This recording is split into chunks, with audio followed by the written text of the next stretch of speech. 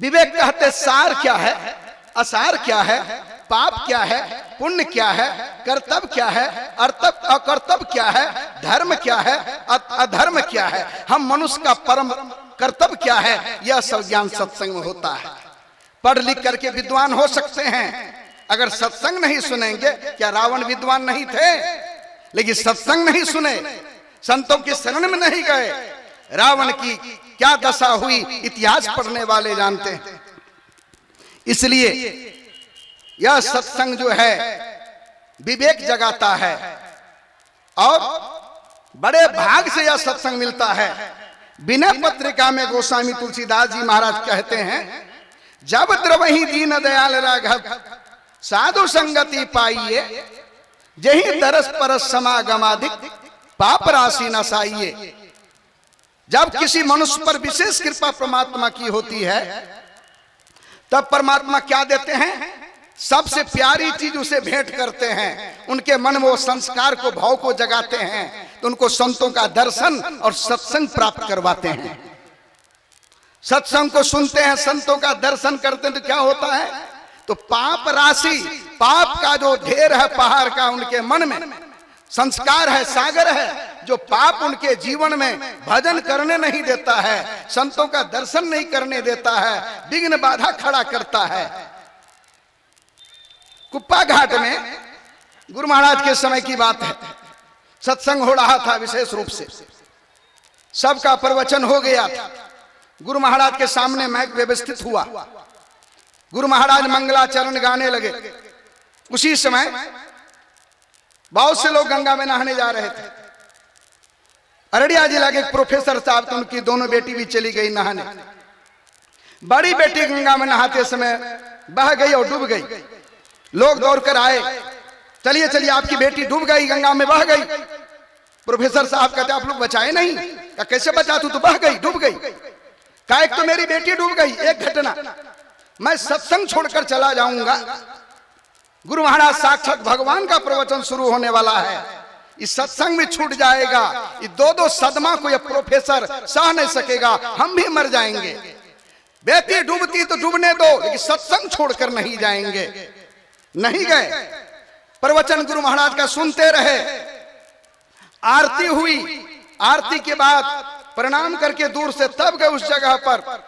एक आदमी दौड़ कर आया, एक लड़की बराड़ी में किनारे लगी है, चलकर देखिए आपकी बेटी है।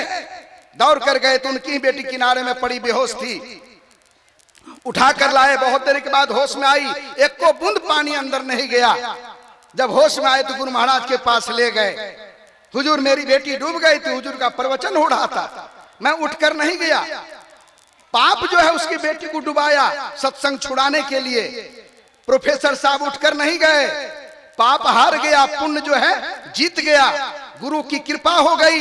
गुरु महाराज ने पूछा तुम डूब गई थी तो कैसे बची? तो बच्ची क्या कहती है, हम तो आप ही को बुला रहे थे, आप ही तो भीतर में मैं बहती जा रही थी और हाथ पकड़ के मुझे किनारे रख दिए। जो व्यक्ति गुरु में अटूट विश्वास करते हैं, उनके बताए मार्ग पर चलते हैं, जीवन में उतारते हैं, तो क्या होता है? उन पर गुरु की कृपा होती है, सारी विघ्न बाधा उनकी समाप्त हो जाती है। और गुरु महाराज ने कहा सत्य क्या है? सत्य है आत्मा और परमात्मा सत्य है। आत्मा सत्य को परमात्मा सत्य में मिला दीजिए, यही सत्संग है। सत्संग दो तरह का होता है, धर्म कथा बाहर सत्संगा, अंतर सत्संग ध्यान अभंगा। अभी जो बैठकर यहाँ सत्संग सुन रहे हैं बाहरी सत्संग है। बाहरी सत्संग में संत महात्मा लोग आंतरिक रूहानी का ज्ञान देते हैं, और बौद्धिक ज्ञान जब होता है, सुनते सुनते जब आपकी बुद्धि धर्म से ओतप्रोत हो जाएगी, ईश्वर एक है, उस तक जाने का रास्ता एक है, तो आप गुरुजनों से जुक्ति जानेंगे। जान करके जैसा गुरु बतावे, अहंकार छोड़ करके गुरु के चरणों में जाइए, जैसा गुरु बतावे उनसे भजन भेद ले लीजिए। भगवान कृष्ण ने गीता में कहा ताद्वि द्वि प्रणिपातेन परिप्रश्नेन सेव्या उपदेक्षन्ति ते ज्ञानम ज्ञानिनः तत्त्वदर्शिनः। हे अर्जुन, अगर कोई परम तत्व का ज्ञान प्राप्त करना चाहता है तो किसी तत्वदर्शी महापुरुष के शरण में जाए, उनको साष्टांग दंडवत प्रणाम करे, उनकी सेवा करे। जब प्रसन्न हो जाए तो भक्ति का विधि जानकर जैसा वे बतावे उसके मुताबिक भक्ति करे, तब उनका परम कल्याण होगा। गुरु महाराज भी यही बात कहते, बिना गुरु की कृपा पाए नहीं जीवन उधारा है। इसलिए गुरु से जुक्ति जान करके एक नाम का जब, एक रूप का ध्यान, दृष्टियों की क्रिया कर अंतर में ध्यान करेंगे, परमात्मा का द्वार खुलेगा। करते करते एक दिन दृष्टि आपकी टिकेगी, मन टिकेगा, ज्योति का दर्शन होगा, शब्द सुनेंगे। ज्योति और शब्द के सहारे चार जड़ शरीर एक चेतन शरीर को जीव पार कर यह आत्मा सत परमात्मा सत में मिल जाएगा। आत्म अर्पी के भोग लगावे, सेवक सेवा भाव छुट जावे। हम प्रभु प्रभु हम एक ही होई, द्वंद्व अरु द्वैत रहे नहीं कोई। मैं ही ऐसी आरती की जाए, भव महाजन्म बहुरे नहीं ली जाए। फिर जो है जन्म नहीं लेना पड़ेगा। इन सारी बातों को सुनिए। और दुर्जन जो होते हैं, गुरु महाराज एक प्रसंग सुनाते थे। अयोध्या में एक उच्च कोटि के महात्मा हो गए, उनको सरजू नदी के उस पार जाना था। संजोग से जो है भगवान सूर्य अस्तांचल में जाने ही वाले थे। एक नाव लगी थी, कुछ युवक सब बैठे थे।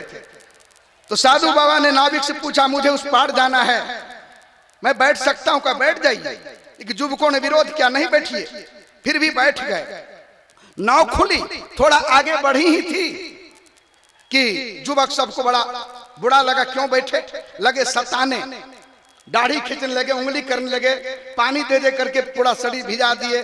तभी साधु बाबा कोई प्रतिकार नहीं किए। जब नदी में, बीच नदी में नाव पहुंची, देखा कोई प्रतिकार नहीं इनके तरफ से हो रहा है, तो सभी युवकों ने, दुष्टों ने विचार किया, इसको ढकेल दो समुद्र, सरजू नदी में, डूब करके मर जाएगा।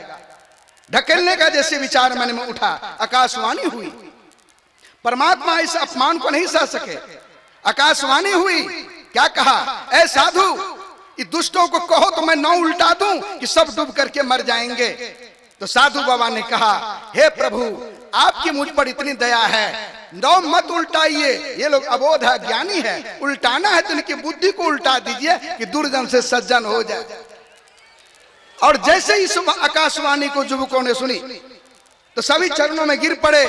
कहा कि बाबा आप धन्य हैं, आपको पहचाने नहीं। संत जो होते हैं अपने ऊपर अत्याचार दुष्टाई करने वाले पर भी दया करते हैं। इसलिए पर दुख दुखी पर सुख सुख देखे पर ऐसे होते हैं संत। संतों की वाणी को सुनिए, समझिए, जीवन में उतारिए। बोलिए श्री सद्गुरु महाराज की जय।